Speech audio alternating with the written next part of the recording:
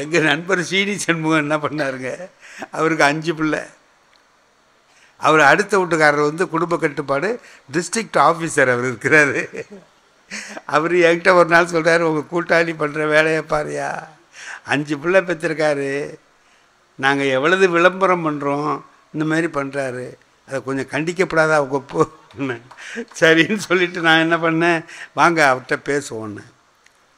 ஓய், உங்களை பற்றி இந்த ஆஃபீஸர் குற்றம் சொல்கிறாருயா, நான் அடுத்த வீட்டில் இருக்கும்போதே இந்த ஆள் 5 பிள்ளை பெற்றிருக்கான், அப்போ என்னுடைய பிரச்சாரத்துக்கு என்ன வலிமை அப்படின்னா, அதுக்கு சீனி சண்முகம் சொல்கிறாரு, எல்லாம் உங்களால் வந்தது தான் யா அப்படின்ட்டு. அவர் பயந்து விட்டார், என்னால் என்ன வந்ததுங்கிறீங்க, நீங்கள் முதல்ல என்ன எழுதுனீங்க, முத்தான வாழ்வுக்கு 3 போதும்னு எழுதினீங்க. நான் அதோடு நிறுத்திட்டு தான் இருந்தேன், சும்மா இருக்கணும்ல நீங்கள், இனிய வாழ்வுக்கு 2 நீங்கள்.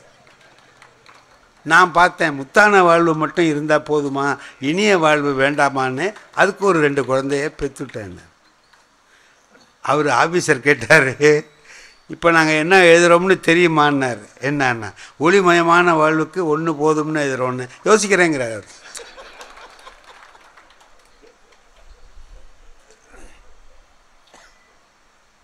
இப்போ நீங்கள் யோசனை பண்ணி பாருங்கள், 5 பிள்ளை இருக்குன்னு சொல்கிறார். அவனுக்கு என்னன்னா, இவ்வளவு ஆம்பி பூத்துருக்குங்கிறான் அடுப்பில், பிள்ளைக்கு பால் கொடுக்குறாவ, பால் எப்படி கிடைக்கும்? வச்சு பார்த்துட்டு அந்த பிள்ளை பால் கிடைக்காம அம்மா மூஞ்ச பார்த்துதான், அம்மா பால் இல்லையம்மா அப்படின்னு இந்த குழந்தை அவர் மூஞ்ச பார்த்தது. அவ என்ன பண்ணாலாம், இவர் மூஞ்ச பார்த்தாலாம். நான் ஓ மூஞ்ச பார்த்துருக்கேங்கிறான். என்னை என் பொண்டாட்டி பார்த்தா நான் என்ன செய்ய முடியும், நான் வள்ளலே உன்னை பார்க்க வந்திருக்கேன். அதை கொடுத்தான். அதை வாங்கிட்டு போய் இவன் சொல்கிறான், நீ நயந்து உரையினருக்கும் நின் நயந்து உரையினர், நீ யார் யாரை விரும்புறியோ கொடு, இன்னும் நிறைய இருக்குல்ல, கொடு. நீ யாரை விரும்புகிறாயோ அவங்களுக்கு கொடு, உன்னை யார் யார் விரும்புகிறார்களோ அவர்களுக்கும் கொடு.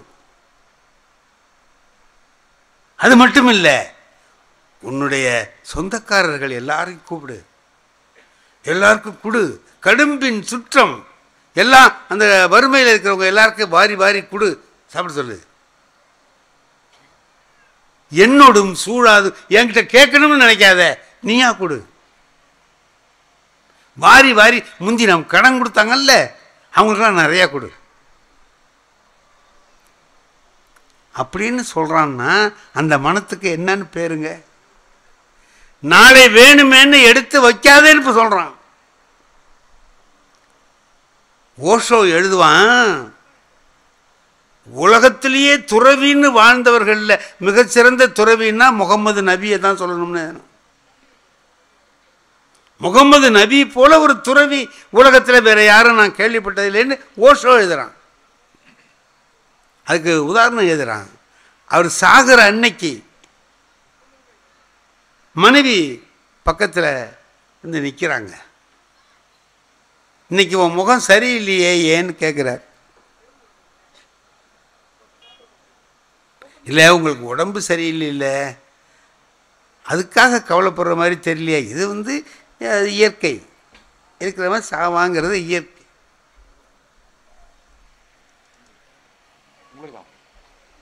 இல்லை, பொதுவாக என்ன நடக்கும்னா தண்ணி வைக்கிற மாதிரி சொல்லிட்டு போவாங்க, இதுக்கு மேலே பேசுறது மரியாதை இல்லைம்மா அப்படிலாம் சொல்லலையே. ஏதோ நீங்கள் ஒரு ஆறுதலாக சொன்னீங்கன்னா சார் தான், அப்படிலாம் இல்லை, ஆனால் அர்த்தம் அதுதான். என்ன அழகாக சொல்கிறாரு பாருங்க, இப்படிலாங்க இருக்கணும். அவரு ஏன் உன் முகம் சரியில்லை, உங்களுக்கு உடம்பு நல்லா இல்லை, அதுக்காக கவலைப்படுற மாதிரி தெரியலையே, வேற ஏதோ என்கிட்ட பயந்துகிட்டு இருக்கிற மாதிரி இருக்கியேன்னு கேட்குறாரு.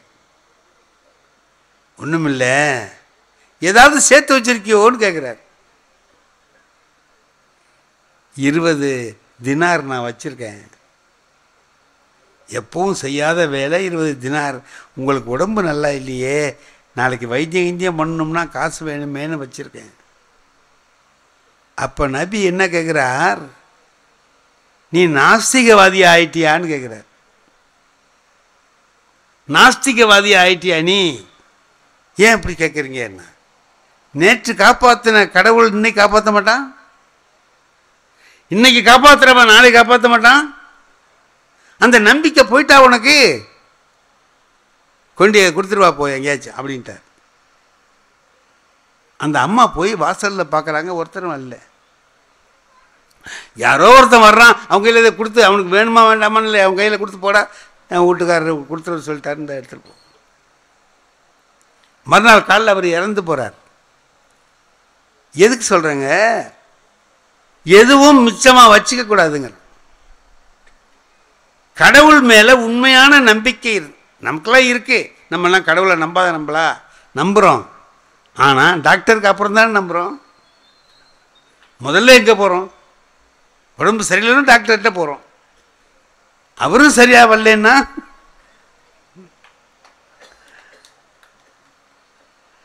எங்கள் ஊரில் நான் ஒன்று சொல்லியிருக்கேன், அது ரொம்ப பேருக்கு தெரியும். அவர் யார் யாருன்னு என்கிட்ட கேட்குறாங்க. அவர் பேரை சொல்கிறது நல்லா இல்லைன்னு தான் நான் சொல்கிறது இல்லை. ஏன்னா அவரே என்கிட்ட கேட்குறாரு, என்ன நினச்சா சொன்னீங்கன்னு கேட்டார். உங்களை அப்படிலாம் சொல்லப்படி பார்த்தாரு. அவருக்கு கைராசி டாக்டர்னு உங்களுக்கு தெரியுமில்ல சார்? கைராசி டாக்டர்னு ஒருத்தர் இருக்கிறார். அசவம் சாருக்கு தெரியும். ஒரு வீட்டில் அவங்க அப்பாருக்கு உடம்பு சரியில்லை. எங்கள் தெருவுக்கு அந்தாண்ட தெருவு தான். அவர் ரொம்ப சீரியஸாக இருந்தவுடனே தந்தி கொடுத்துட்டார்.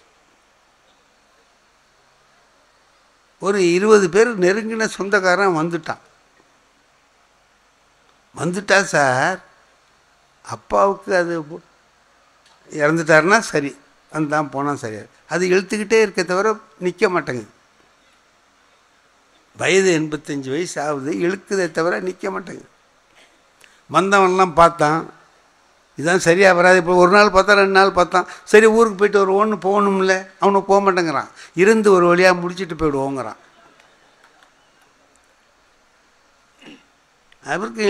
அவரும் போக மாட்டேங்கிறாரு, வந்தவனும் போக மாட்டேங்கிறான். பணம் மட்டும் போயிட்டேங்குது. தினம் 3 வேளையும் எல்லாருக்கும் 25 பேருக்கு சாப்பாடு போடணும்னா எவ்வளவு?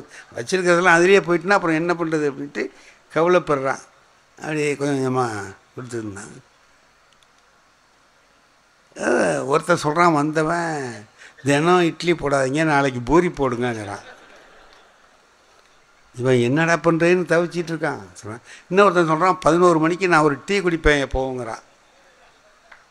இது எப்படா சமாளிக்கிறதுன்னு தெரியாமல் கஷ்டப்படுறான். 10 நாள் ஆகிட்டு முடியும். தூக்கம் வருமா? வரல. ஏஞ்சி தெருவில் அப்படி நடக்கிறான். ராத்திரி 2 மணிக்கு. அடுத்த வீட்டுக்காரனுக்கும் தூக்கம் வரல, அவன் கிளம்பி வந்துட்டான். என்னண்ணே என்னமோ இப்படி நடந்துக்கிட்டீங்களே, என்ன விஷயம்? ஏப்பா இந்த திண்ணையில் பாரு. பார்த்தா வரிசையா, ஆமாம் 25 பேர் படுத்துருக்கான். எல்லாம் 8 நாள் ஆச்சு வந்து. நான் தந்தி கொடுத்து தொலைச்சிட்டேன்டா, தெரியாதனமாக கொடுத்துட்டேன். எல்லாம் வந்துட்டான். சரி நடக்கலை, போகன்ட்டு போக மாட்டேங்கிறான். சரி இவராவது கஷ்டப்படுறானே பிள்ளைன்ட்டு போகலான்னு அவரும் போக மாட்டேங்கிறாரு. நான் கிடந்து கஷ்டப்பட்டுருக்கேன், இப்போ என்ன பண்ணுறேன்னு தெரியல, தவிக்கிறேன் அப்படின்னா. அதுக்கு அவன் அடுத்த வீட்டுக்காரன் சொன்னான், ஏன்னா நீங்கள் வேறு இவ்வளவு விவரம் தெரிஞ்சவங்களாக இருந்தும் இவ்வளவு நாள் பார்த்துருக்கீங்களே, நல்லா இருக்கா? ஏன் என்னன்னா, நம்ம டாக்டர்கிட்ட கொண்டு காட்ட வேண்டியதில்லை. காமிச்சா உடனே அப்போவே என்கிட்ட ஒரு வார்த்தை கேட்கப்படாதா? நான் உங்களை கேட்டால் சொல்லுவீங்கன்னு எனக்கு தெரியாது, அதனால் நான் இருந்துட்டேன். அப்படியே சொல்லி 100 ரூபா செலவுமா, கொண்டி சும்மா அப்படி கொண்டு காட்டுங்க, பாக்கி அவர் பார்த்துக்குவார் அப்படின்ட்டான். நீங்கள் கொண்டு காட்டினீங்கன்னா போதும், பாக்கியெல்லாம் அவர் பார்த்து. இவன் ஸ்ட்ரெச்சரில் வச்சு கொண்டு போய் காமிச்சா என்னன்னா, நம்ம ஆள் என்னன்னா நிறைய ஒரு 7-8 நாள் அப்படி வீட்டேருக்கு போக மாட்டேங்கிறாரு. வந்தவனுங்களும் போக மாட்டேங்கிறான். ரொம்ப கஷ்டமாக இருக்கு எங்கள் அடுத்த வீட்டுக்காரர் சொன்னார், உங்கள்கிட்ட கொண்டு போனால் ஒரு ஏற்பாடு பண்ணுவீங்கன்னு சொல்லி சொன்னார். நான் அதோடு தாங்க கொண்டு வந்திருக்கேன். அவர் கேட்குறார், டாக்டரு அறிவில்லை, இத்தனை நாள் ஏன் பார்த்துக்கிடுங்க, அன்னைக்கே கொண்டு வரலாம்ல, உங்களுக்கெல்லாம் எவ்வளவு பட்டாலும் புத்தி வராதுரான்ட்டார். சரி சார் கொஞ்சம் பாருங்க அப்படின்னு. ஒரு ஊசி கிடையாது, ஒரு மாத்திரை கிடையாது, எதுவும் கிடையாது. இந்த கடா அப்படின்னு அப்படி கையை தொட்டான், தூக்கிட்டு போட்டான். அவர்கிட்ட வந்த கேஸ் எதுவும் இது வரைக்கும் அழைச்சிக்கிட்டு போகணும் அவன் வாயால் சொன்னதில்லை சார். தூக்கிட்டு போன்னு தான் சொல்லுவான். தூக்கிட்டு போன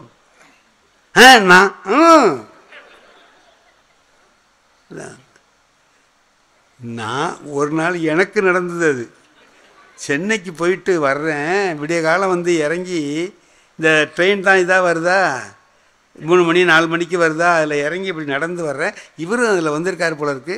இப்போ டாக்டரு எனக்கு தெரியாது, அவர் பின்னாலே வந்தவர் புலவரேன்னாரு. ஆஹா அவர் சவுண்டு மாரி இருக்கே அப்படின்ட்டு நான் திரும்பி பார்த்தேன். இவரோட போகிறது நமக்கு நல்லது இல்லை, ரைட்டு தெரியுது, என்னடா பண்ணலான்னு பார்த்தேன். சார் கொஞ்சம் அவசரமாக போகணும், நான் போகிறேன். எப்படி போவீங்க? நான் ஆட்டோ விட்டால் பிடிச்சிருப்பேன். நம்ம கார் வந்திருக்கும்ல, நான் உங்களை விட்டு வீட்டில் விட்டுட்டு இவரோட பார்க்கவே வேண்டாம்னு நினைக்கிறேன், காரில் ஏற்றி அழைச்சிட்டு போகிறேன்னாருன்னா நமக்கு மனசு என்ன நடக்குமோ என்னமோ. என்னடா நம்ம விடிய காலத்திலே நமக்கு கதை இப்படி எழுதியிருக்கானா அப்படின்ட்டு நான், இல்லை சார் நான் போகிறேன், பேசாமல் வாங்கங்க அப்படின்ட்டார். டிரைவரை பின்னால் உட்காருன்ட்டார். இவர் உட்காந்து போகிறார் சார். நான் அன்னைக்கு தான் அவர் மனசு எப்படின்னு தெரிஞ்சுக்கிட்டேன். இதுக்குள்ள யாரோ இறந்து போனவங்கள தூக்கிட்டு வரான் சார். இவருக்கு வண்டியை ஓரமாக நிறுத்திட்டு கேட்குறாரு என்கிட்ட, நான் இல்லாத போது இது எப்படி நடந்ததுன்னு கேட்குறாரு சார்.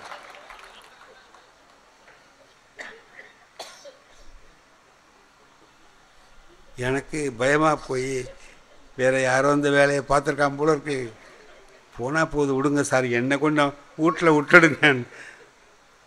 இல்லை ஊர் ரொம்ப கெட்டு போச்சு சார், எந்த தொழிலை நம்ம கையில் வச்சுருக்கோமோ அதே இன்னொருத்தன் எடுக்கிறான்னா. இவருக்கு கைராசி டாக்டர்னு பேர். என்னடா கைராசி டாக்டர்னு சொல்கிறான், என்ன கையால் தொட்டாலே அனுப்புகிறான்னா, பிடிச்ச உடனே அனுப்புகிறான்னா. இப்போது நாம் என்னென்னமோ செய்கிறோம், எல்லாம் செய்கிறோம், டாக்டரை நம்பி தான் போகிறோம். அவர் எப்படி இருந்தாலும் போகிறோம், அதுக்கப்புறம் கோயிலுக்கு வேண்டிக்கிறோம். இப்போது கேபி சுந்தராம்பா ஒருத்தர் தான் உண்மையான பக்தி உள்ளவங்க சார். அவங்களுக்கு உடம்பு சரியில்லை, ஆஸ்பத்திரிக்கு முருகன் என்னை சௌரியப்பட்டணும்னா படுத்துவான், இல்லைன்னா கூப்பிட்டுவான், நீங்களாம் போங்கன்ட்டாங்க. அதேமாதிரி 2 நாளில் போயிட்டாங்க, முருகன் கூப்பிட்டுக்கிட்டான் போயிட்டாங்க. அந்த நம்பிக்கை எத்தனை பேருக்கு இருக்குது? எல்லாம் பார்க்குறது அந்த எல்லாத்தோட சேர்த்து இதுவும் ஒரு நம்பிக்கை வச்சுக்கிறோம், அவ்வளோதானே தவிர வேறு கிடையாது. என்ன சொல்கிறான் பாரதி, என்ன சொல்கிறான், இன்று புதிதாய் பிறந்தோம் என்று கொண்டு எண்ணம் அதை திண்ணமுறை செய்து கொண்டு என்னன்னா தின்று விளையாடி இன்புற்று இருந்து வாழ்வீர், துன்பங்கள் தொலைந்து போகும் திரும்பி வாரான்.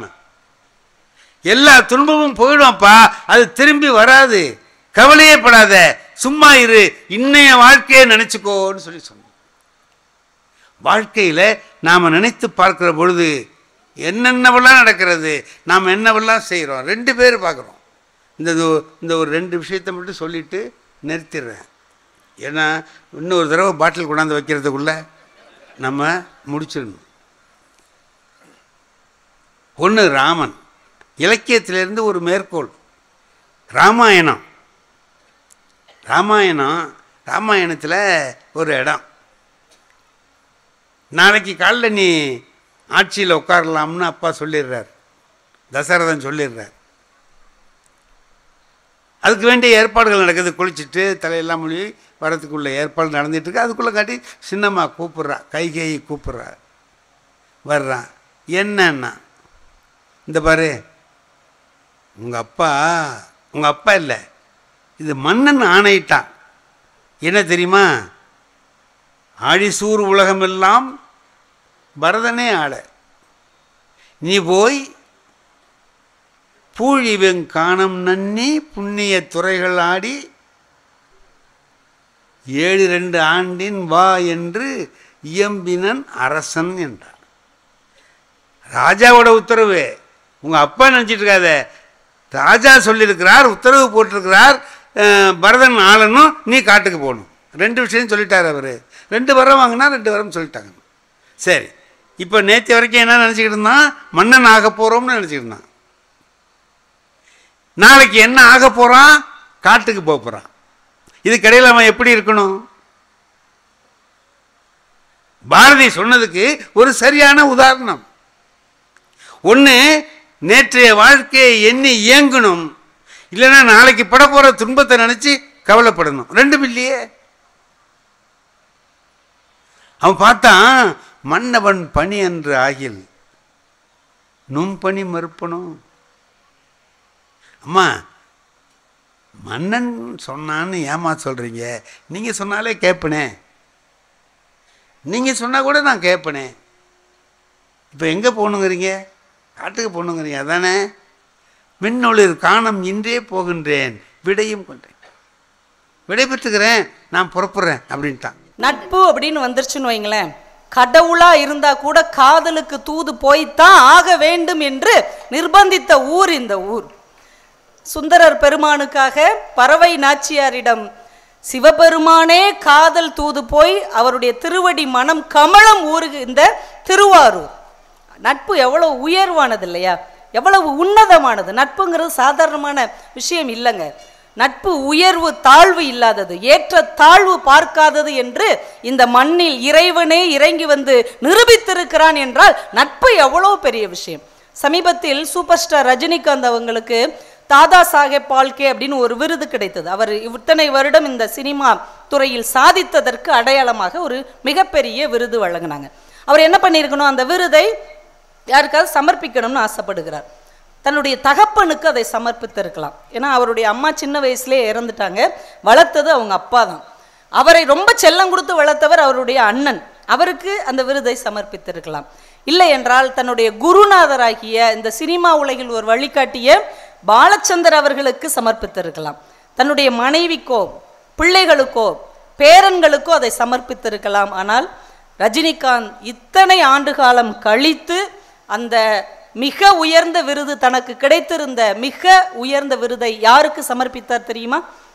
நான் கண்டக்டராக பணியாற்றிய போது அங்கே டிரைவராக இருந்த என்னுடைய நண்பன் ராஜ் பகதூருக்கு இந்த விருதை நான் சமர்ப்பிக்கிறேன் என்று சொன்னார்.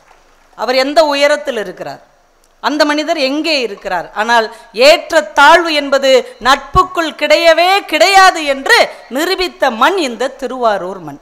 அந்த ராஜ் பகதூர் அப்படிங்கிற மனிதரை நீங்க பார்க்கணும்னு நினைச்சீங்க அப்படின்னா, சந்திரமுகின்னு ஒரு படம் வந்தது இல்லையா, பாத்தீங்களா? பார்க்கலையா?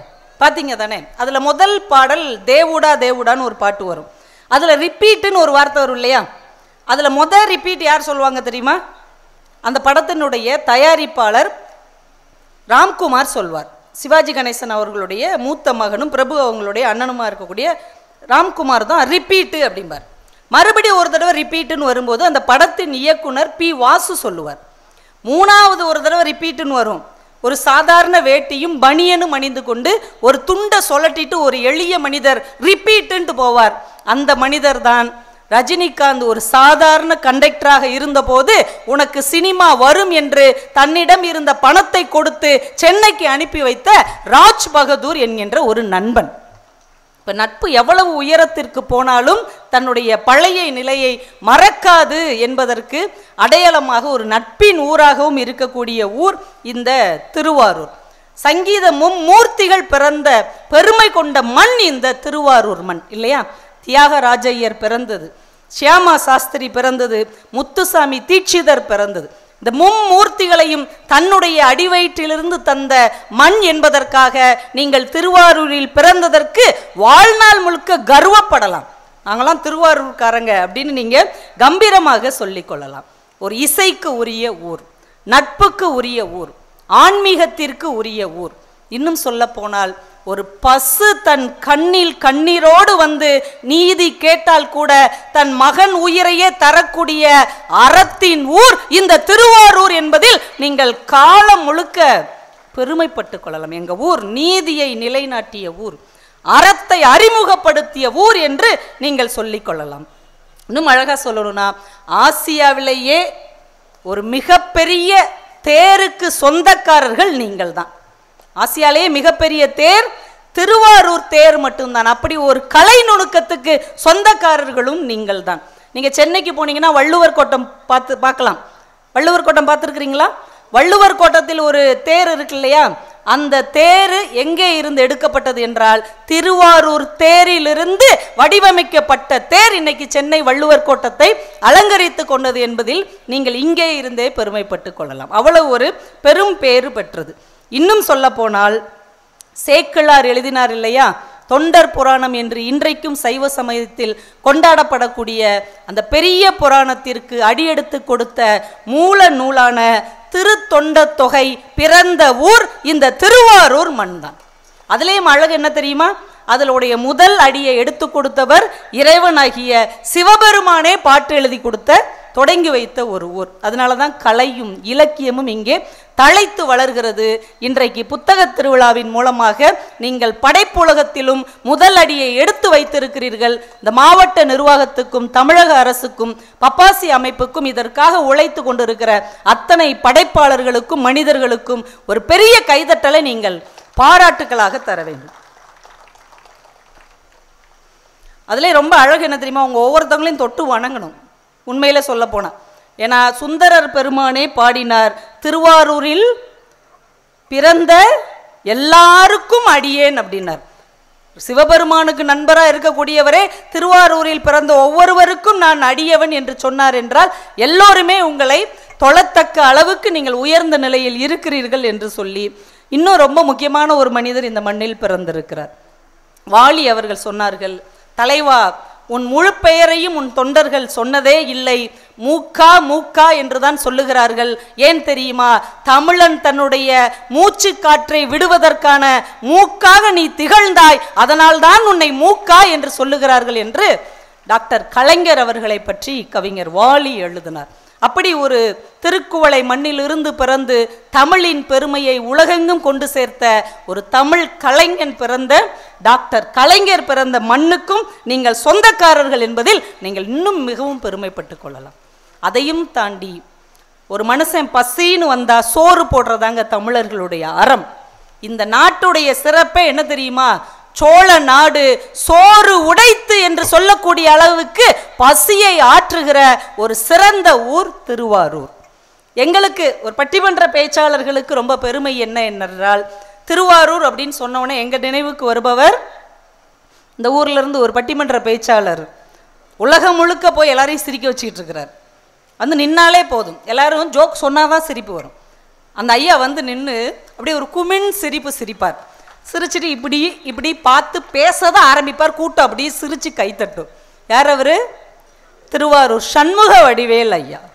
அவர் பிறந்த மண் என்பதில் அவர்களுக்கு பின்னால் வந்த எங்களுடைய முன்னத்து ஏருக்கு பின்னால் வந்த இளைய ஏர் என்பதில் அந்த மனிதருக்கு இந்த நேரத்தில் என்னுடைய வணக்கங்களையும் நன்றிகளையும் நான் இங்கிருந்தே தெரிவித்துக் கொள்கிறேன். அவர் எனக்கு ஃபோன் பண்ணி சொன்னார், அம்மா நீங்கள் எங்கள் ஊருக்கு வர்றீங்க, ஆனால் எனக்கு விழுப்புரம் புத்தக திருவிழாவில் நிகழ்ச்சி இருக்கிறது, உங்கள் பேச்சை கேட்க நான் வர முடியலை அப்படின்னு அவ்வளவு எளிமையாக இறங்கி வந்து பேசக்கூடிய அந்த மாமனிதர் சண்முக வடிவேல் ஐயா பிறந்த ஊர் என்பதற்காகவும் இந்த மண்ணில் முதல் புத்தக திருவிழாவில் எனக்கும் பேச வாய்ப்பளித்த அத்துணை நல்ல உள்ளங்களுக்கும் இந்த நேரத்தில் என்னுடைய அன்பான வணக்கங்களையும் நன்றிகளையும் மீண்டும் ஒரு முறை தெரிவித்து கொண்டு, திருவாரூர் ஐயா பற்றி சொல்லணும்னா ஒரு சம்பவம் உங்களுக்கு சொல்ல நான் ஆசைப்படுகிறேன்.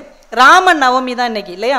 அதனால் அது சார்ந்ததாகவும் இருக்கட்டும், ஒரு இலக்கியம் சார்ந்ததாகவும் இருக்கட்டும், சண்முக வடிவேல் ஐயா சொன்னதாகவும் இருக்கட்டும், ஒரு இலக்கியத்தை எப்படி ரசிக்க வேண்டும் அப்படிங்கிறதுக்கு ஒரு அடையாளம் இருக்குது. இப்போ ஒரு இலக்கியத்துலேருந்து ஒரு வரி சொல்கிறோன்னு வைங்க, அதை வாசிக்கிறதுனா என்ன? அந்த கவிதை வரியை வாசித்து அதுக்கு கீழே பொருள் சொல்லியிருப்பாங்க, இதுனா இது, இதுனா இது, அதை வாசிச்சு ஓ இதான் விளக்க உரை, அதை முழுக்க வாசி வாசித்து தெரிந்து கொள்வது அல்ல உண்மையான வாசிப்பு, அதை உணர்ந்து தெரிந்து கொள்வதுதான் உண்மையான வாசிப்பு என்பதை நம் தமிழ் அறிஞர்கள் பதிவு செய்திருக்கிறார்கள். நீங்கள் ராமாயணம் கேள்விப்பட்டிருப்பீங்க, நிறைய பேர் படிச்சிருப்பீங்க, நிறைய பேர் அதோடைய நுட்பத்தோடு வாசித்திருப்பீர்கள். இருந்தாலும் நான் ஒரு பாடல் எப்படி தமிழறிஞர்கள் நுட்பத்தோடு அந்த கவிஞனின் உள்ளத்தை கவனித்து பார்த்திருக்கிறார்கள் அப்படிங்கிறத நான் உங்களுக்கு இன்னைக்கு சொல்கிறேன். ராமாயணம் போர் தொடங்குது. கதையெல்லாம் உங்களுக்கு தெரியும். ராவணன் சீதையை தூக்கிட்டு போயிட்டாரு, தூது சொல்லி பார்த்தாங்க, அவங்க கேட்கல. இப்போ முதல் நாள் போர் நடக்கிறது. முதல் நாள் போர்லேயே ராமன் கிட்ட தோத்து போயிடுவார். முதல் நாளே ராமன் எய்த அம்புகளில் ராவணன் கிட்ட இருக்கிற எல்லாமே இழந்து அவன் நிராயுதபாணியாக நிற்பான். இப்ப ராவணனை பார்த்து என்ன சொல்லுவார்? எல்லாருக்கும் ஞாபகம் இருக்கும். என்ன சொல்லுவார்? போருக்கு இன்று போய் போருக்கு நாளை வா என நல்கினன் நாகு இளம் கமுகின் வாழை தாவுரு கோசல நாடுடை வள்ளல். இன்று போய் நாளை வா என்று சொன்னான் ராமன் முடிச்சிருக்கலாம்ல. அதுக்கப்புறம் ஒரு பெரிய 2 லைன் எழுதுறாரு கம்பன். என்ன வரி எழுதுறாரு? இளம் கமுகின் வாழை தாவுரு கோசல நாடுடை வள்ளன். நிராயுதபாணியா நின்ன ராவணனை பார்த்து ராமன் போருக்கு இன்னைக்கு போயிட்டு நீ நாளைக்கு வா அப்படின்னு சொல்றார். எப்படிப்பட்ட ராமன்? எந்த நாட்டை சேர்ந்த ராமன்? நீ நிறைந்த வயல் இருக்கு இல்லையா, அங்க ஒரு கமுகு மரம் இருக்குமா. கமுகுனா என்ன? பாக்கு மரம். அந்த பாக்கு மரம் ஒரு இளம் பாக்கு மரம். அதுல வாழை மீன் இருக்கு இல்லையா, அந்த வாழை மீன் தவ்வி அந்த பாக்கு மரத்துக்கு மேல வரைக்குமே சட்டுன்னு அடிச்சுட்டு கீழே வந்து விழுமா.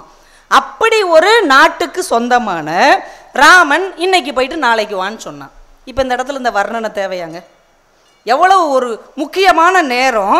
மனைவி அவன் தூக்கிட்டு போயிட்டான், சண்டை போட்டு கொல்ல வேண்டிய ஒரு சூழல், நிராயுதபாணியா நிற்கிறான், இன்னைக்கு போயிட்டு நாளைக்கு வான்னு சொல்லுகிற ராமனை வர்ணிக்கும் போது கம்பன் என்ன சொல்றாரு?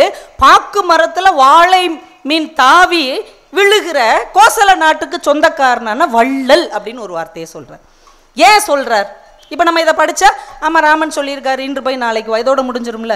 ஆனால் தமிழறிஞர்கள் அதற்குள்ளே இருக்கிற நுட்பத்தை கவனித்து பார்க்கிறார்கள். என்ன பதிவு செய்கிறார்கள் தெரியுமா? ஏன் இந்த இடத்தில் கோசல நாடுடை வள்ளல் என்று கம்பன் பதிவு செய்கிறான்?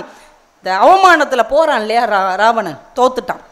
அவ்வளவு ஆணவம் நிறைந்தவன், 10 தலை கொண்டவன், அழியாத வரம் வாங்கியவன், சிவபெருமானையே தன் பாடலால் மயக்கியவன்.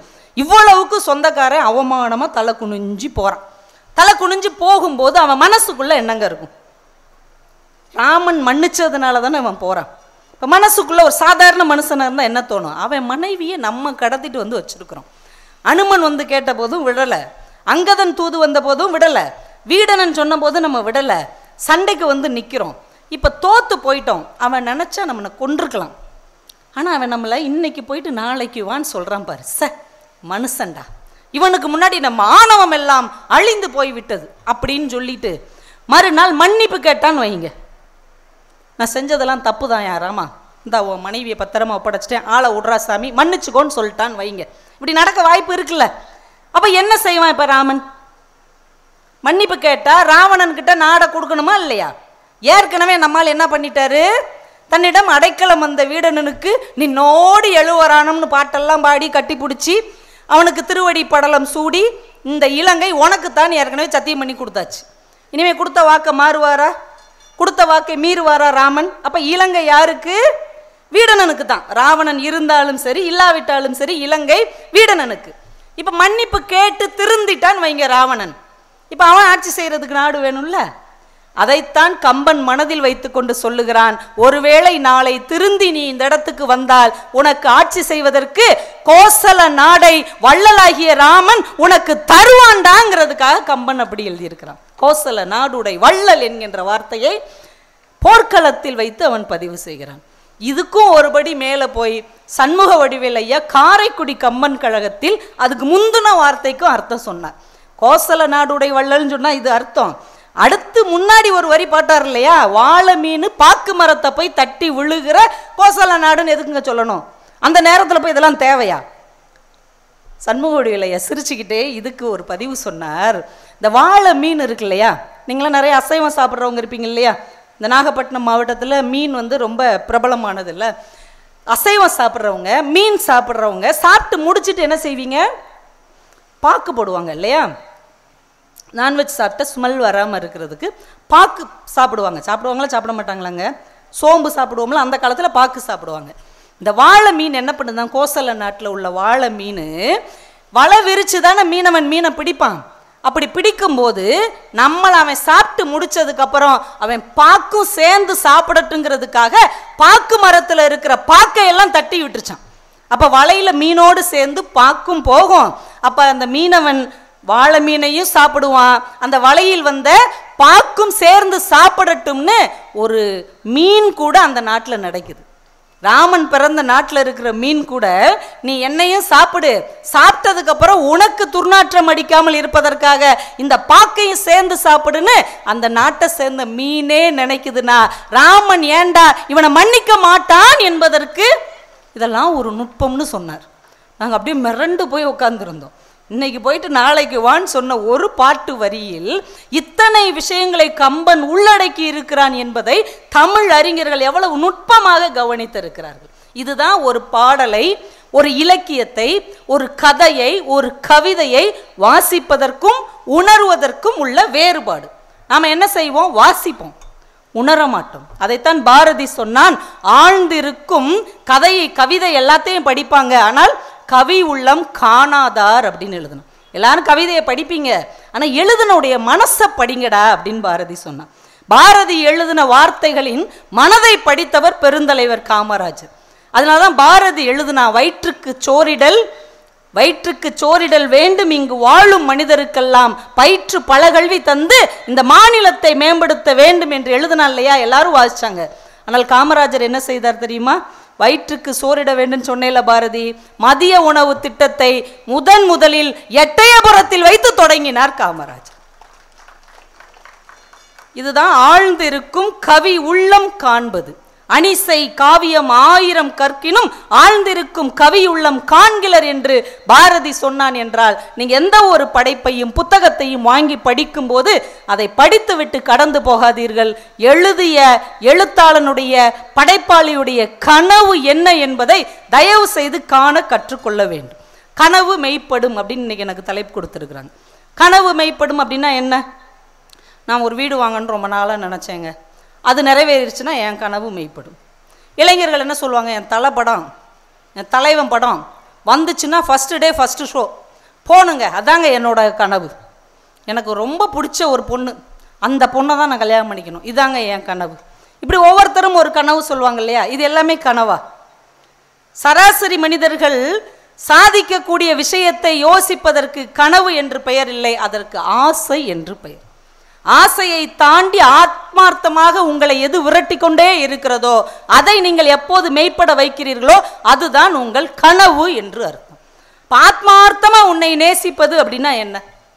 நீங்க ஆத்மார்த்தமா உன்னை விரும்புறீங்க, ஆத்மார்த்தமா உன்னை செய்யணும்னு நினைக்கிறீங்க, அதை நாம் செய்யவே முடியலன்னு வைங்க, நம்ம காலமே கடந்து போயிடுச்சுன்னு வைங்க, 200 வருடம் கழித்தும் கூட ஆத்மார்த்தமானதாக உங்கள் கனவு இருந்தால் அது நிச்சயமாக நிறைவேறும்.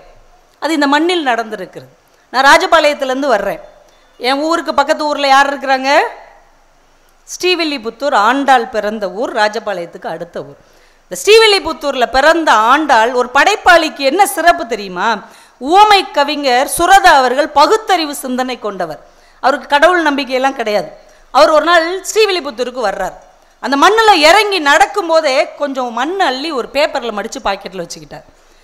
பக்கத்தில் உள்ளவங்களுக்கு ரொம்ப ஆச்சரியம், என்னங்க உங்களுக்கு இந்த மாதிரி நம்பிக்கையெல்லாம் கிடையாதுல்ல, நீங்கள் இந்த மண்ணை எடுத்து பேப்பரில் மடித்து வச்சுக்கிறீங்கன்னு கேட்ட உடனே ஓமை கவிஞர் சுரதா சொல்லியிருக்கிறார், கோலம் போடுகிற கரங்களால் காலம் தாண்டும் கவிதைகள் தந்த ஆண்டாள் குழந்தையாக தவழ்ந்த மண் இந்த மண் என்னுடைய வணக்கத்திற்கு உரியது, அதனால எடுத்து வச்சுக்கிட்டேன்.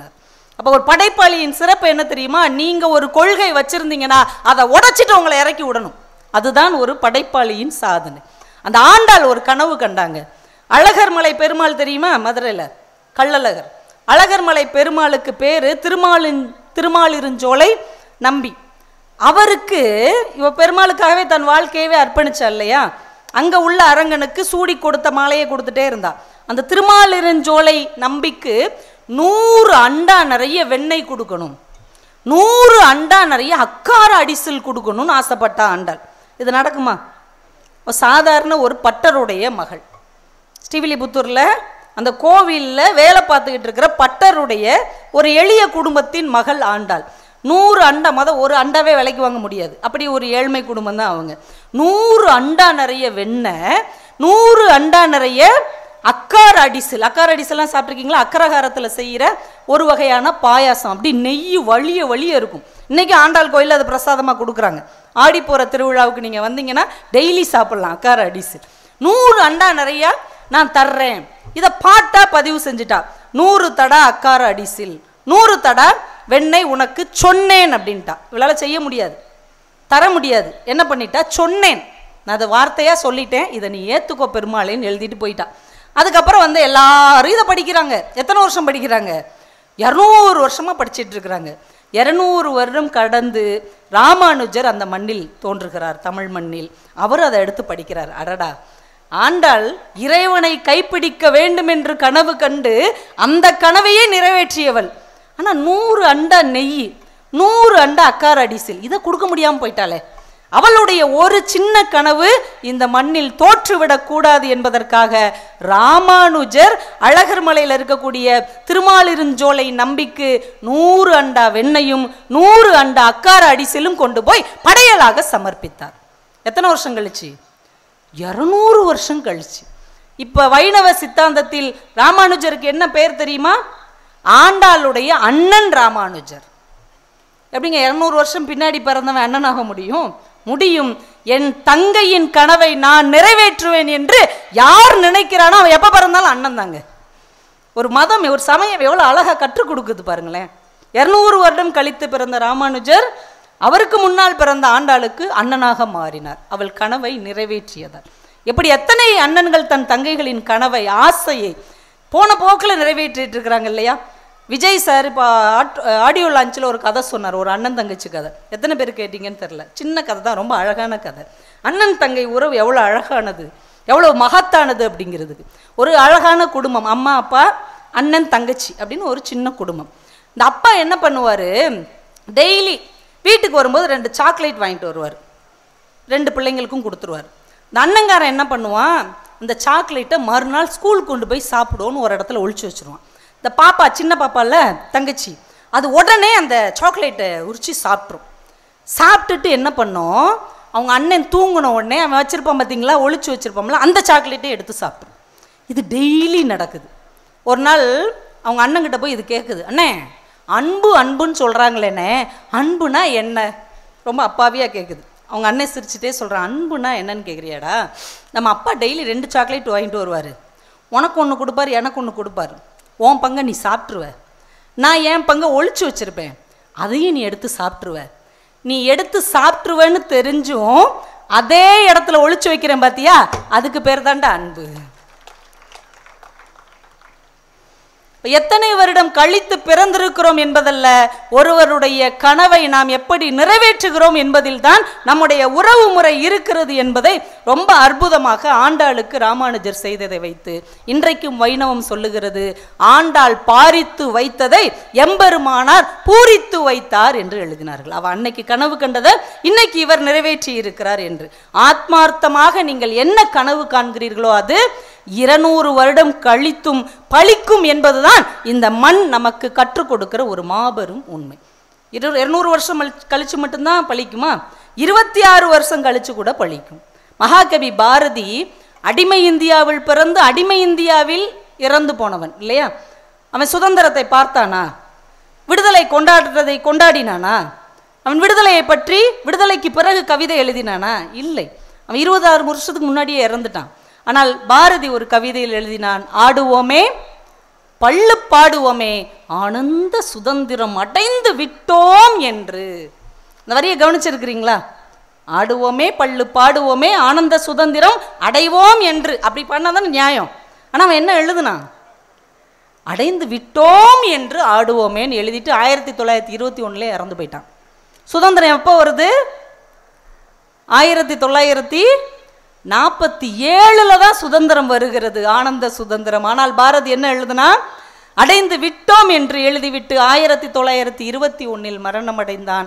அவன் இறந்து 26 ஆண்டுகளுக்கு பின்னால் அவனுடைய கனவு இந்த மண்ணில் சுதந்திரமாக மலர்ந்தது என்றால், ஒரு கவிஞனுடைய உன்னதமான கனவு உண்மையான வார்த்தைகளாக இருந்தால் அவன் மண்ணுக்கு கீழே மறைந்து போனாலும் அது ஜெயிக்கும் என்று பாரதியின் வரிகள் நமக்கு நிரூபித்துக் கொண்டே இருக்கு. இப்ப கனவு எப்படிப்பட்டதாக இருக்க வேண்டும்? நான் நல்லா இருக்கணும், நான் ஜெயிக்கணும், நான் வீடு வாங்கணும், அப்படி இருக்கக்கூடாது. அது பொதுமையான கனவாக இருக்க வேண்டும், இன்னொருவருக்கான கனவாக இருக்க வேண்டும், இந்த சமூகம் நலம் பெற வேண்டும் என்பதற்கான கனவாக இருந்தால் அந்த கனவு நாம் இல்லாவிட்டாலும் ஒரு நாள் நிறைவேறும் என்பதுதான் நிஜம். நிறைய பேர் கூடுவதை விட நிறைவான பேர் கூடுவது நல்லது. ஏன்னா ஆயிரக்கணக்கில் கூடி செல்போன் பார்த்துக்கிட்டு, ஆயிரக்கணக்கில் கூடி மசாலா அப்பளம் சாப்பிட்டுக்கிட்டு, ஆயிரக்கணக்கில் கூடி பக்கத்தில் இருக்கிற தங்கச்சி நகையை எடுத்து இது எங்கடி வாங்கின, எந்த கடையிலையும் எனக்கு இப்படி கிடைக்க மாட்டேங்குதடி, அப்படி ஒரு கூட்டத்தில் பேசுகிறத விட கூடினால் கேட்கக்கூடிய கூட்டத்தில் பேசுவது என்பது ஒரு பேச்சாளனுக்கான வரம். இதில் எனக்கு முன்னால் பேசிய சங்கர்லிங்கம் ஐயா அவர்கள், சைபர் கிரைம்ஸ் பற்றி பேசிய சிவப்பிரியா அவர்கள், அருமை தங்கை கமலா அவர்கள், எனக்கு ரொம்ப மகிழ்ச்சி. சிவப்பிரியா அவர்கள் பேசவில்லை. ஏதோ ஒரு 4 வயது குழந்தையை தூக்கி மடியிலே உட்கார வைத்து ஒரு தாய் எப்படி நல்லதை சொல்லுவாளோ அதுபோலே அழகாக அமைதியான குரலில் மனம் கொள்ளுமாறு சொன்னார்கள். ஆகவே அவர்களுக்கு நான் பாராட்டுகளை தெரிவிக்கிறேன். ஏன்னா ரொம்ப இனிமையான குரல். ஏன்னா சைபர் கிரைம் பற்றி சொல்கிறது எப்படி சொல்லணும், இந்த வாய்ஸ் மாடுலேஷன், அதை ரஃப் குரலில் சொன்னாங்கன்னு வைங்க. இன்டர்நெட்டை உபயோகப்படுத்தக்கூடாது, யார் ஃபோட்டோ கேட்டாலும் கொடுக்கக்கூடாது, இப்படின்னா அந்த வெறியிலே போய் கொடுத்துருவான். இவன் என்ன சொல்கிறது, நான் என்ன கேட்குறது அப்படிங்கிறது. ஆனால் அவங்க பேசின அந்த பேச்சை கேட்டிங்களா, அந்த குரல் பார்த்தீங்களா, ஏதோ ஒரு தாய் தன் குழந்தைக்கு சொல்லுவதை போலே ரொம்ப அமைதியாக, ஆற்றொழுக்காக, நெருடல் இல்லாமல் ரொம்ப அழகாக சொன்னார்கள். சங்கர்லிங்கம் ஐயா அவர்கள் ஆழமான விஷயங்களை சொன்னார்கள். நம்முடைய துரதிர்ஷ்டம் ஐயா, இன்றைக்கு மேடைகளில் ஆழமான விஷயங்களை சொன்னால் கேட்க மாட்டார்கள். ஆகவே நீங்கள் உங்களை திருத்திக் கொள்ளுங்கள். ஏன்னா இப்போது நிறைய வஉசி எப்படி அந்த மெய்கண்டார் சரித்திரத்தை மொழிபெயர்த்தார் அப்படிலாம் சொன்னீங்கன்னா கேட்க மாட்டான். அதனால் நாம் தான் நம்மளை திருத்திக்கணும். அவன் திருந்துவான்னு எதிர்பார்க்க முடியாது. அதனால் நம்மை நாம் திருத்திக் கொள்வோம். we can stoop to their level, nothing wrong in it. அதில் ஒன்றும் தப்பு கிடையாது. நம்ம அவங்க லெவலுக்கு போய் அவங்களுக்கு வேண்டியதை கொடுத்துடலாம்ல. நாங்கள் ரொம்ப உயரத்தில் நின்றுக்கிட்டு தொல்காப்பியம் சொல்லிக்கிட்டு இருந்தால் ஒருத்தர் கேட்க மாட்டேங்கிறாங்க. அதனால் கீழே இறங்கி பஸ்ஸில் என்ன நடந்ததுன்னு ஆரம்பித்து மத்தியில் தொல்காப்பியத்தை சொருகிட்டேன்னு வைங்க. புரியுதுங்களா? எங்கள் ஊரில் மோதகம்னு ஒரு பலகாரம் செய்வாங்க. மோதகம் கொழுக்கட்டை மாதிரி இருக்கும். உள்ளுக்குள்ளே கடலை பருப்பு இனிப்புலாம் வச்சுருப்பாங்க, தேங்காயெல்லாம் வச்சு செய்வாங்க. வெளியில் அது தெரியாது. வெளியில் ஒரு போட்டு மாதிரி வெள்ளையாக மாவு தான், அரிசி மாவு தான் தெரியும். ஆனால் உள்ளுக்குள்ளே அந்த கடலை பருப்பு, இனிப்பு, மண்டவெல்லம், தேங்காயெல்லாம் இருக்கும். பிச்சா தான் தெரியும். அதனால் நம்ம உள்ளுக்குள்ளே வச்சு அமைக்கிறணும். நீங்கள் நேரடியாக போட்டுக்கிட்டு தொல்காப்பியம்னு ஆரம்பிச்சிங்கன்னு வைங்க, எந்திரிச்சிருவோம். ஆரம்பிச்சிட்டான் பார்த்தியா, படித்ததெல்லாம் சொல்லுவாயா, அவனுக்கு என்னென்னலாம் தெரியுமோ அதை பூரா சொல்லுவான். இதுக்காக நம்ம பிறந்திருக்கோம்? எப்படி அதுதான் நன்றின்பால் உய்ப்பது அறிவுன்னு தலைப்பு சொன்னீங்க பார்த்தீங்களா? முதல்ல அறிவுனா என்னன்னு சொல்லணும், அப்புறம் நல்லதுன்னா என்னன்னு சொல்லணும், அதுக்கப்புறம் தான் நன்றின்பால் உய்ப்பது அறிவுன்னு சொல்லணும். ஆழமாக பேசினார் சங்கர்லிங்கனார். தங்கச்சி ரொம்ப அழகாக பேசினாங்க. அப்புறம் எல்லாத்துக்கும் முன்னாடி ஒரு மேஜிக் ஷோ நடந்ததுமா, நீங்கள் மிஸ் பண்ணிட்டீங்க. அந்த தம்பி ஒரு அநியாயமாக ஒருத்தரோட கர்ச்சீஃபை வெட்டிட்டாரு. அந்த ஆள் நீ எங்கே போய் அந்த கர்ச்சீஃப் அவர் கொண்டாட்டிட்டு எவ்வளோ சண்டை போட வேண்டியிருக்கோ. அவன் கேட்டானா நீ எதுக்கியா கர்ச்சீஃபை எடுத்து கொடுத்த 12 ரூபா கர்ச்சீஃபை? அதுதான் வாய்ப்புன்னு ஆரம்பிச்சிருவாங்க. நீ லூஸாயா? யார புருஷன் நீ லூஸா கிறுக்கனா நீ? மேடையில் 1000 பேர் 1000 கேட்பாயா, தங்கச்சங்கிலியை கேட்பான், கொடுத்துருவியா? கடைசி கர்ச்சீஃபை ஓட்டையாக்கி போட்டான்ல, வெட்டிட்டான்ல. அவன் கர்ச்சீஃபை சேஃபாக வச்சுக்கிட்டு ஓன் கர்ச்சீஃபை கெடுத்துட்டான்ல. அவன் நியாயஸ்தனாக இருந்தால் என்ன பண்ணியிருக்கணும்? அவன் கர்ச்சீஃபை வெட்டி காட்டியிருக்கணும். அவன் கர்ச்சீஃபை சேஃபாக வச்சுக்கிட்டான், ஓன் கர்ச்சீஃபை வெட்டி விட்டான்ல. அந்த மேஜிக் ஷோவில் நான் ரொம்ப ரசித்தது கூட இல்லை, விரும்பியது. இந்த ட்ரிங்க்ஸ் போடுறதுக்காக ஒன்று காமிச்சார். இந்த டம்ளரில் கொஞ்சம் ட்ரிங்க்ஸு, இந்த டம்ளரில் கொஞ்சம் வாட்டர். இது என்னோட விஷஃபுல் திங்கிங். இந்த வாட்டரை அந்த ட்ரிங்க்ஸில் கலக்கிறாரு, காஃபி ஆத்துற மாதிரி ஆத்துறாரு, ஆத்திட்டு 2ஆ பிரிக்கிறாரு. அப்படி தானே நம்ம இல்லை, அப்படி தானே குடிக்கிறவங்க குடிக்கிறாங்க. அப்படி தானே நம்ம குடிக்கிறோம்னா அங்கேருந்து ஒருத்தர் எழுந்திரிச்சு கரெக்டு சார், கரெக்ட் சார், பேச்சு முடிச்சோன்னா போவோமா அப்படின்ட்டாருன்னா சிக்கல் ஆகிடும். நான் ட்ரெயினுக்கு போகணும். அதில் என்ன ஆச்சுனாமா, இதில் தண்ணி இதில் ட்ரிங்க்ஸு கலந்துட்டாரு. அப்போ இதுலேயும் டைல்யூட்டட் ட்ரிங்க்கு, இதுலேயும் டைல்யூட்டட் ட்ரிங்க் தானே இருக்கணும். அப்படி தானே இருக்கணும். அப்படி தான் இருந்தது. ஆனால் அவர் மேஜிக்கை முடிக்கிற போது பார்த்தா குடிக்கிறாரு, ஆனால் பூரா வாட்டராக இருக்குது. அதை மிக்ஸ் பண்ணிட்டா இப்போ எனக்கு என்ன ஆசை, என்னோட விஷஃபுல் திங்கிங், என்னோட ஆசை, டாஸ்மாக் கடையில் பூரா இப்படி நடந்துட்டா நல்லது.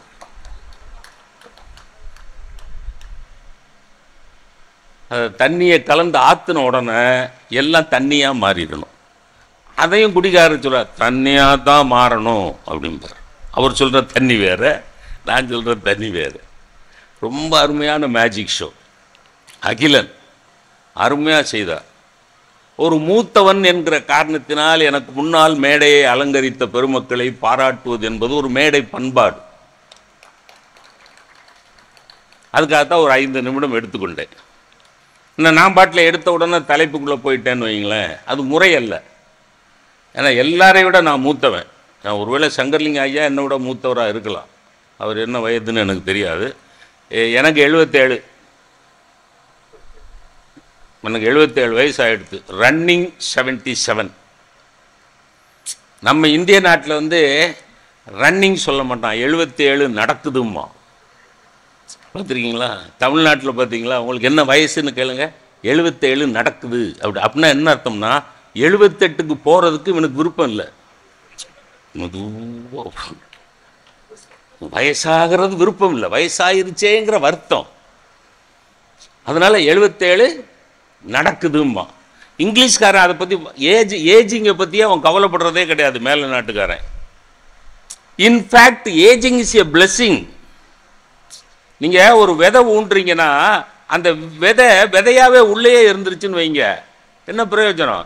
அது அப்படி மேலே எழுந்து 2 இலையோட 2 இலையோட நின்றுச்சுன்னா என்ன அர்த்தம்? முதல்ல 2 இலை தானே வரும், அப்படி தானேம்மா? அப்படியே 10 வருஷத்துக்கு நின்றுதுன்னா அது செடியாது. கொஞ்சம் கொஞ்சமாக இலை அப்படி, அப்புறம் பூவு, காய், கனி, ஒரு பீரியடில் அந்த செடி வாடி போயிடும். அதானே இயற்கை, அதானே சார் இயற்கை. நான் ஊனுன விதையாவே உள்ளேயே உட்காந்துக்கிட்டு இருப்பேன், இல்லை வெளியே கிளந்து வந்த உடனே அந்த 2 இலையோடையே இருப்பேன் அப்படிங்கிறது எப்படி? It is unnatural. சரி, 77 அவன் 77 ரன்னிங் அப்படின்னா he is ready for 78, he is ready for 79, 80, 81, எதுக்கு வேணாலும் அவன் தயார். நீ ஆஸ்திரேலியா போனீங்கன்னா, சுவிட்சர்லாந்து போனீங்கன்னா 92 வயதாம்மா அப்படி லாவகமாக கார் ஓட்டிக்கிட்டு போகுதுங்க. 92 வயதாம்மா அப்படி லாவகமாக கார் ஓட்டிக்கிட்டு போகுது. நம்ம நடைபாதை வாசிகள் நடந்து போகிறவங்க யாராவது ரோடு கிராஸ் பண்ணுறதுக்கு நம்ம தயங்கி நின்னோம்னா அவங்க காரை நிறுத்திட்டு நீங்கள் போங்கங்கிறாங்க. நம்ம ரோடை கிராஸ் பண்ண பிறகு அவங்க காரில் போகிறாங்க. நம்ம ஊரில் சென்னையில் சாவுகுராகி வீட்டில் சொல்லின்னு வந்துட்டியா, ஏண்டா தாவு வாங்குறா, அது என்ன அர்த்தம்னு தாவு வாங்குறேன்னா என்ன அர்த்தம்? எந்த தமிழ்ல எனக்கு விளங்கலை. தாவு வாங்குறேன் வீட்டில் சொல்லின்னு வந்துனியா, அங்கே அப்படி இல்லை போங்க. ஒரு 2-3 மாதத்துக்கு முன்னாடி சுவிட்சர்லாந்து போயிருந்தேன். அதனால் இப்படி தான் ஒரு தமிழ் மன்றத்தில் கூப்பிட்டுருந்தாங்க. நான் பேசுகிற முன்னாடி ஒரு 2-3 இங்கிலீஷ்காரங்க உட்காந்துருந்தேன். அவங்களுக்கு நான் பேசின தமிழ் புரியுதா புரியலையான்னு சபையில் இருக்கிறவங்க எல்லாம் கை தட்டுறாங்க, சிரிக்கிறாங்களா. அதனால் அவங்க இன்வேரியபிளாக இவன் நல்லா பேசுகிறான் போல் இருக்குன்னு ஒரு முடிவுக்கு வந்துட்டாங்க. ஏன்னா கை தட்டுறாங்க, சிரிக்கிறாங்க, நல்லா தான் பேசிக்கிட்டு இருக்கான் போல் இருக்கு அப்படின்ட்டு நான் மேடை விட்டு இறங்கினோன்னா அந்த ஆள் வந்து கேட்டான், ப்ரொஃபஸர் ஆர் யூ மேரீட் அப்படின்னா. 77 வயசில் கேள்வி கேட்குறேன். 77 வயசு வரைக்குமா கல்யாணம் ஆகாமல் இருக்கிறான்ல, கொடுத்து வச்சவங்க.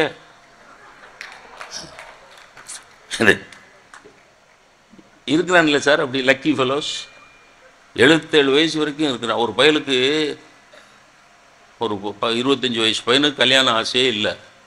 அவன் அந்த வீட்டுக்கு ஒத்த பையன். அவங்க அப்பா கெஞ்சுறாரு, டே நான் ஒரு பேரப்பிள்ளையை பார்க்க வேணாமா? அவங்க அம்மா கெஞ்சுறாங்க, நான் ஒரு பேரம்பேத்தியை என் மடியில் வச்சு கொஞ்ச வேண்டாமா? இவங்க கொஞ்சுறதுக்காக அவன் குழம்பணுமா? கொஞ்சம் வேண்டாம். நான் இல்லை, எனக்கு கல்யாணம் ஆசை கிடையாது, என்னை விட்டுருங்கோ. ரூமில் போய் டப்புன்னு கதவை சாத்திட்டு உட்காந்துக்கிட்டான். அப்போ அப்பாவோட ஃப்ரெண்டு வந்தார், ரொம்ப க்ளோஸ் ஃப்ரெண்ட், ஃபேமிலி ஃப்ரெண்ட் வந்தார். வந்தோடனே அவர் பேர் பரமசிவம், நீயாவது சொல்கிறா, கல்யாணம் வேணாங்கிறான்டா, எங்களுக்கு ஒரு பேரப்பிள்ளைய கொஞ்சணும்னு ஆசை இருக்காதாடா, என்னடா அநியாயம் பண்ணுறான், நீயாவது போய் கன்வின்ஸ் பண்ணுறான்னா அவருக்கு போனார். சதீஷ் இப்போ நீங்கள் சொன்னது தான், 15-16 வயசு பயலுலாம் பொம்பளை பிள்ளைகள்லாம் கதவை பூட்டிக்கிட்டு உட்காந்துருக்கு ரூமுக்குள்ளே. ப்ரைவசி, அதுக்கு பேர் என்ன? ப்ரைவசி. எனக்கு ஞாபகம் தெரிஞ்சால் எங்கள் வீட்டில் 6 பிள்ளைகளும் எங்கள் அம்மா பழைய சேலையை விரித்து ராத்திரி ஒரே சேலையில் கிடந்து உருண்டு மருண்டு 2 தலையின தான் இருந்தது. எங்கள் அண்ணன் அதை வச்சுக்கிடுவான். அவன் ராத்திரி 12 மணிக்கு எந்திரிச்சு மெதுவாக உருவிடுவேனா. அவன் 2 மணிக்கு எந்திரிச்சு பார்த்தா தலையணை இல்லைன்னு சப்புன்னு அடிச்சுட்டு பிடிங்கிடுவான். ரூமை பூட்டிகிட்டு உட்காந்துருக்கான். ப்ரைவசி. அப்பா அம்மா போகணும்னா கூட சன் மே ஐ கமின் அப்படின்னு கேட்டுட்டு தான் உள்ளே போகணும். இது குடும்பம். அவர் பெத்த பிள்ளைகிட்ட பெர்மிஷன் வாங்கிட்டு தான் அவர் ரூமுக்குள்ளே போகணுமா. இதுக்கு பேர் நாகரிக வாழ்க்கையாம், நாசமாக போகிற வாழ்க்கை. அப்பனுக்கு ஆத்தாளுக்கு இல்லாத உரிமை வேற எவனுக்கு யாருக்கு? என் மகளை நான் என் கட்டுப்பாட்டுக்குள்ளே வச்சிருப்பேங்கிறது என்ன தப்பு? குடும்பம்னா அப்படி தானே. இவர் போய் சதீஷ் மே ஐ கம்மின், பரமசிவம் அங்கிள் வந்திருக்கேன்டா அப்படின்னு டக்குன்னு கதவை தந்தான். வாங்க அங்கிள், வணக்கம் அங்கிள், உட்காருங்க அங்கிள் என்ற. டே, உங்கள் அப்பா உன்னைய கல்யாணம் பண்ணி பார்க்கணுன்னு ஆசைப்படுறார், நீ என்னடா வேணான்னு சொல்கிற? பாவண்டா, வயசான பிறகு அவங்க ஆசையை நிறைவேற்றி வைடா அப்படின்னாரு. அவன் சொன்னான், இல்லை அங்கிள், எனக்கு கல்யாணம் ஆசை இல்லை. சரி, அப்போ நீ என்ன தாண்டா ஆகணும்னு ஆசைப்படுற? நான் சாமியாராக போகிறேன் அங்கிள், என்னை விட்டுருங்க ப்ளீஸ், டோன்ட் கம்பல் மீ, என்னை விட்டுருங்க, நான் சாமியாராக போகிறேன். எவ்வளவோ சொல்லி பார்த்தாரு, கேட்கல. வெளியே வந்தோடனே அந்த பையனோட அப்பாட்ட, டேய் ராதா, அவன் பேர் ராதாகிருஷ்ணன், ஃப்ரெண்ட்ஸு ராதாகிருஷ்ணனும் பரமசிவம், ராதா உன் பையனுக்கு கல்யாணத்தில் ஆசை இல்லை, அவன் சாமியாராக போகணும்னு ஆசைப்படுறான். நான் என்ன கணக்கு பண்ணுறேன்னா, உன் பையனுக்கு ஒரு பொண்ணோட வாழ்றதுல விருப்பம் இல்லைன்னு தெரியுது. இப்போ ஃபாதர் வாஸ் கன்வின்ஸ்ட். அப்பாவுக்கு ஓகே, அப்போ சரி. சாமியார்னா எப்படி ஆயிடுச்சு? சாமியாரை தான் கொண்டாடுறோம். இப்போ தலைப்புக்கு வந்துட்டோமா, தப்பாயிட்டு. நீங்கள் என்ன நினச்சிட்டு போய் எல்லாரும் கொண்டாடுவோம்னு தலைப்பு கொடுத்துருந்தா, இந்த பையன் அந்த கொண்டாட்டத்துக்கே வர மாட்டேங்கிறானே, இப்போ வந்துட்டோம் பாருங்க. நம்மளை விளங்காம அடிக்கிற சாமியாரை கொண்டாடுறோம். நல்லா ஞாபகம் வச்சுங்க, நம்மை விளங்க வைக்கிற அறிவு ஜீவிகளை நாம் கொண்டாடுவதில்லை. நான் சாமியாரா பார்ப்பறேன்னா இது மாதிரி வந்து ஆர் யூ மேரீட் அப்படின்னாரு. யாரு? ஒரு இங்கிலீஷ்காரரு. எஸ். ஹவு லாங் அப்படின்னு கேட்டார். ஹவு லாங் அப்படின்னு கேட்டோன்னா about 50 years. 50 long years? Raman. Yes, sir. I am married for 15 years. 50 years. மறுபடியும் excited. 50 long years with the same wife. அவனுக்கு தாங்க முடியல. 50 வருஷமா ஒரே பஞ்சாதியோடையா? எப்படிடா மாப்பிள்ளன்னு சொல்ல அவனுக்கு தெரியாது. எப்படிடா? இப்போ ஒரு பாயிண்ட் சொல்றேன் பாருங்க. ஆங்கிலேயன் அல்லது மேலை நாட்டுக்காரன் குடும்பத்தை இன்ஸ்டிடியூஷனாக நினைக்கிறான். ஆங்கிலேயன் மேலை நாட்டுக்காரன் குடும்பத்தை இன்ஸ்டிடியூஷனாக நினைக்கிறான். ஆனால் தமிழன் குடும்பத்தை இன்ஸ்பிரேஷனாக நினைக்கிறான். அதனால்தான் நாம் குடும்பங்களை கொண்டாடுவோம், உறவுகளை கொண்டாடுவோம், நல்ல நண்பர்களை கொண்டாடுவோம். குடும்பம் ஒரு கோயில் சார். ஏன் குடும்பத்தை கோயில்னு சொன்னான் தெரியுமா? கோயிலுக்குள்ள எதெல்லாம் செய்யணுமோ அதெல்லாம் குடும்பத்திலையும் செய்யணும். கோயிலுக்குள்ள எதெல்லாம் செய்யக்கூடாதோ அதெல்லாம் குடும்பத்திலையும் செய்யக்கூடாது. அதான் குடும்பம் ஒரு கோயில். கோயிலில் எச்சி துப்பலாமா? துப்பக்கூடாது. ஆனால் நம்ம வீட்டில் துப்ப மாட்டோம், கோயிலில் துப்புவோம். வளர்ந்த இனம் இல்லையா? 6வது அறிவு இருக்குல்ல. வீட்டில் டிவி பார்த்துக்கிட்டு நடுகாலில் துப்புவாங்களாமா யாராவது? துப்போனா வீட்டில். ஆனால் தியேட்டரில் துப்புறான், கோயிலில் துப்புறான், பஸ் ஸ்டாண்டில் துப்புறான். சிங்கப்பூர் ஏர்போர்ட்டில் வந்த எச்சியை தொண்டைக்குழியிலே வச்சுக்கிட்டு பாலம் ஏர்போர்ட்டில் வந்து இறங்கினவுன்னு துப்புறான்.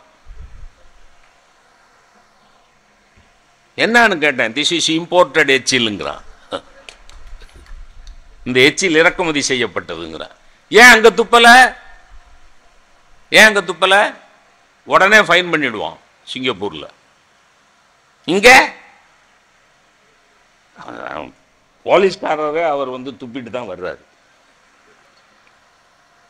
நான் ஒரு ஊரில் பட்டிமன்றம் பேசிட்டு காரில் வந்துட்டுருக்கோம்.